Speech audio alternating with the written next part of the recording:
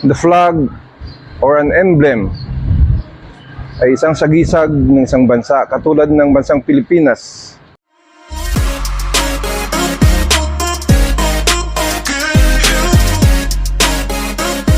Revolusyon ng watawat ng Pilipinas. Ang watawat ng Pilipinas ay kumakatawan sa lahing Pilipino at sumasagisag sa lahing Pilipino sa mga nag-aalab na adhikain ng sambayanan. Dito nakapaloob ang mga pagpapasakit ng ating mga bayani upang maitatag ang isang malayang republika. Isang republikang pinagpipitagan at kinikilalang marangal ng lahat ng bansa, ang Republika ng Pilipinas.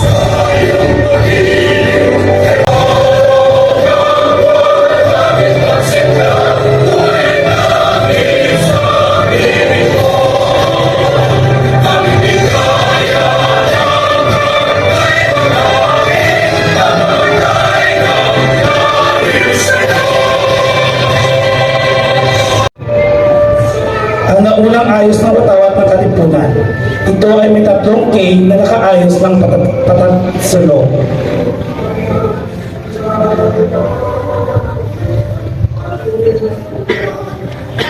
Ang watawat na may K lamang sa gitna. Lahat ay may putol-tulan na papahiwatig o paghiwagsik ng Katipunan.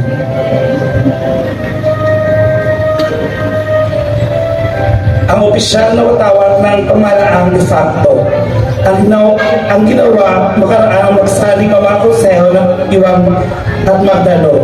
Ang 8 sinag araw ay kumakatawan sa Maynila, Bulacan, Pampanga, Nueva Ecija, Tarlac, Laguna, Cavite at Batangas. Ang watawat ni Bonifacio. Ang watawat na ito nagawa ng mga kababaihan kasapit ng Katipunan. Bago sumiklab ang himagsikan, ay ang unang ginamit sa sigaw sa Pugad Dawit na naganap noong August 23, 1896. Ito ang pansirimonyang bandilang patigma ni Supremo Andres Bonifacio.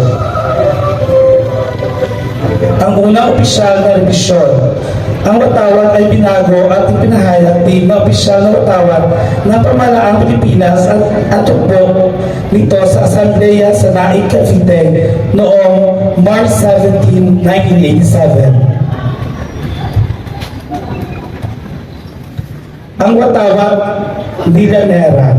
Ang watawat na ginamit ni General Mariano Llanera sa San Isidro, Nueva Ecija ay tinatawag kung minsan na bungo ni Llanera.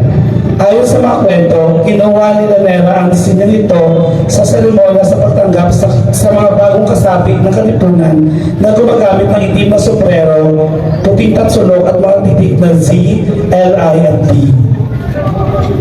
Ang watawat ni Pio del Pilar. Tinawag na bandila ng matagumpay.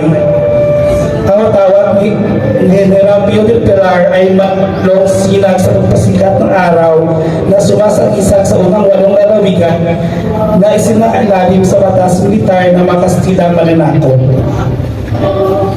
Ang watawat ni Gregorio del Pilar. Ito ang unang watawat na gumamit ng 3 kulay, pula, asul at itim. Ang 3 kulay na watawat ni Gregorio Pilar amin sa labanan sa Pasong Cavite, Bulacan at sa kanyang huling pag-ipaglaban sa labanan sa Pasong Tiran, Ilocos Sur noong December 2, 1899. Ayon kay Gregorio de Pilar, ang disenyo ay hinilaw sa watawat ng Cuba. At ang huli ay ang kasalukuyang watawat. Ang kasalukuyang pamansang watawat ay kumuha sa mga katangian ng lahat ng naunang mga watawat ng Katipunan. Ito ay bigay sa pagkunahin ng tahanan ni General Emilio Aguinaldo. 6 na linggo makaraan ang labanan sa Manila Bay. Ang sukat at kulay nito ay pinakda ng Pangulong Manuel L. Quezon sa kautusan ng Kanyang pagtikas ng tulang ang aking bandila ni Cyrano H. Panganiban.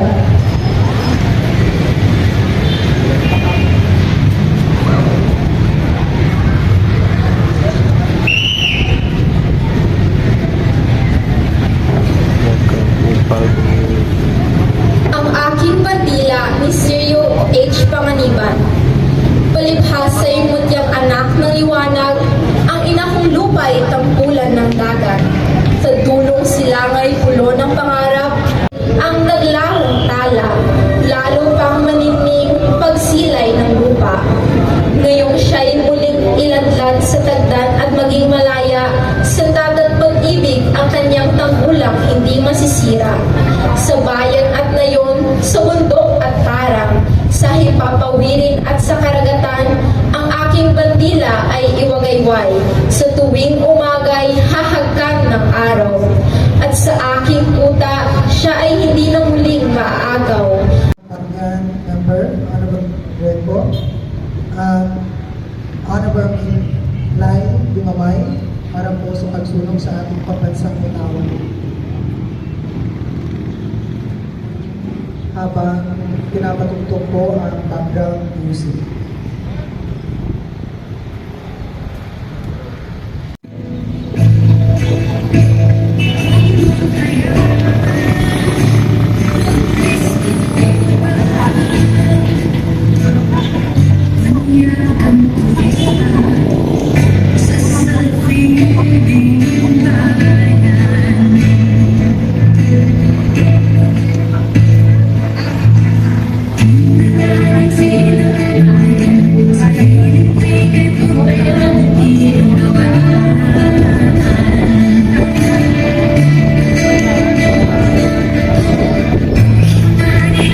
Julia, maparang